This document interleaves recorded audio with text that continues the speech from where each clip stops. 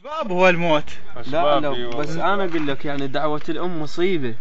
والله تأذي. انا يدي حنش ذيك السنة من مات هم دعت عليه امه. اي يابا والله قالت تكون بهاي الدراجة المشتريها الجاوة مالته شاد جاوة مشتري له وسودة وتايراتها 900 مالت ايفا بعد.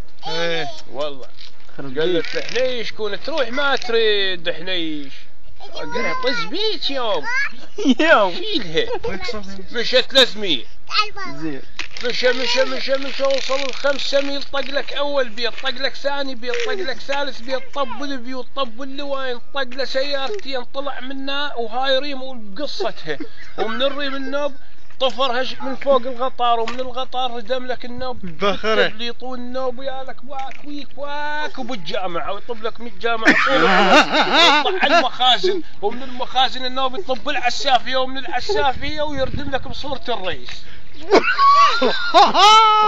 وانفشق راسه بالنص وصل والله بصوره الرئيس ووصل يا ابوه قالوا ما تحنش خرب بيتي ما والله وجت لك العالم كل واحد جايب له تابوت.